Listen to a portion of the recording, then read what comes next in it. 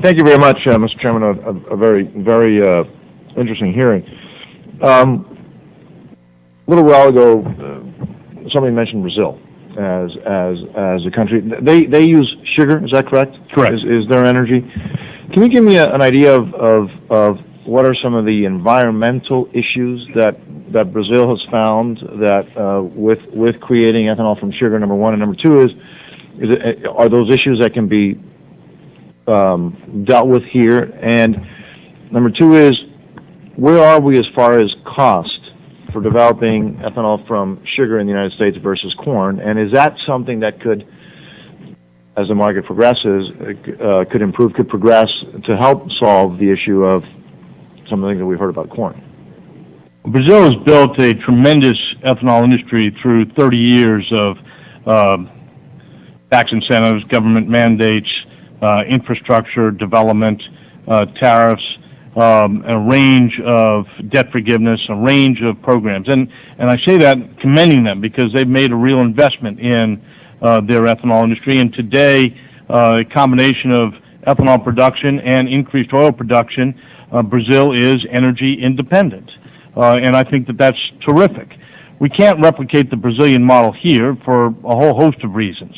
Some of them having to do with our labor market, some of them having to do with our climate, some of them having to do with our population and our industry.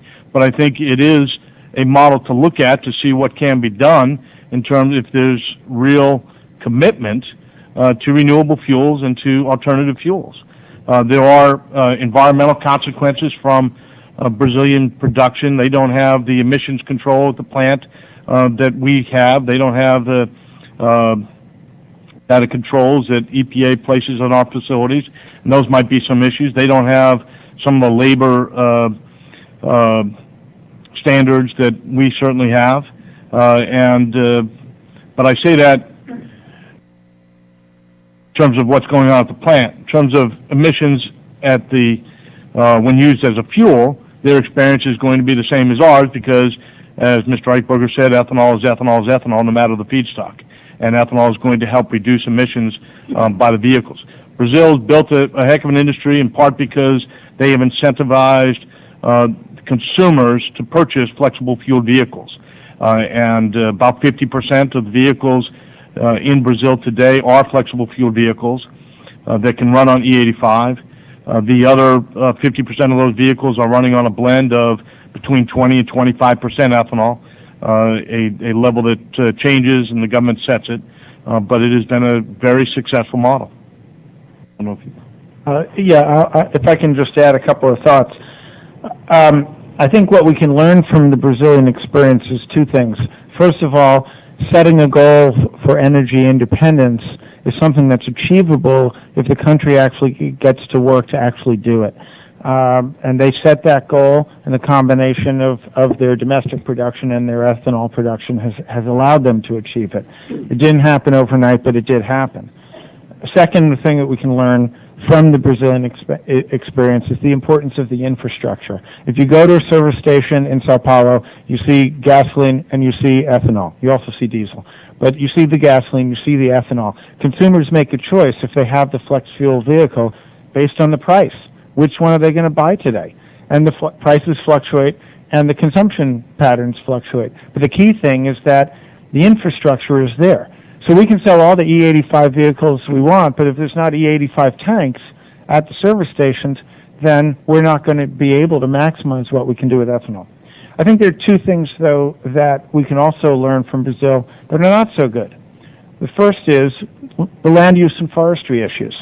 Now, the first time I looked at the Brazilian situation, somebody said to me, oh, there's no rainforest issue there. There's no rainforest. Look at the map. And this is not a map of Brazil, but I'll use it. They said the rainforest is over here and the sugar production is over here. I said, oh, well, that sounds pretty good. But then I asked, where's the cattle? And the cattle's over here next to the rainforest. What's actually happening? The sugar's pushing the cattle north. The cattle's moving into the rainforest.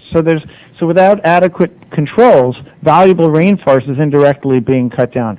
We've got our own version of that in terms of CRP land and forestry issues and so on. We have to make sure whatever we do with biofuels, we're taking all those into account. The second, I think, lesson we can learn from them is they had one goal. It was energy independence. They secured it. It's great. But now the world, we know, is much more complicated. And achieving energy independence, if we don't also tackle global warming, is going to be a half victory at best. If we achieve energy independence by a strategy that relies on coal to liquids that doesn't actually help and maybe moves us backwards on global warming, that's not a victory. If we achieve energy independence by pushing on corn, but we don't get to the cellulosic, we don't advance the sugar, we don't move forward on vehicle efficiency, we don't move forward on transit, on smart growth, and so on, we won't actually achieve those goals. So I think we as a country have to look at this much more synergistically, and that's part of the lesson too. Congressman, if I may, real quick, not about the environmental issue, but Mr. Castro raised a good point about the cost comparison between E85 and other products in Brazil. Let's talk about the United States for a minute. The typical American consumer reports that for 1 penny a gallon, they'll turn left across a busy street just to save a penny a gallon. They'll drive 5 minutes out of the way to save a penny a gallon. When talking to E85 retailers, they tell me that when E85 is priced 20 cents below gasoline, they sell quite a bit. One individual told me at 2 locations he's selling 12,000 gallons a month. When E85 increased and became on par with gasoline, his sales dropped to 500 gallons a month. It's a 97% reduction based upon price. Consumers want to be green, but as I've been telling people for a long time, the green in their wallet's really what's driving this. And I caution Congress, as you look at alternative fuels and renewable fuels, think about the ultimate cost to the consumer. Moving to a new generation makes a lot of sense for a lot of reasons, but keep in mind, you all receive a lot of letters and calls from your constituents and gas prices go up. Keep that in mind as you start thinking about alternative fuel programs.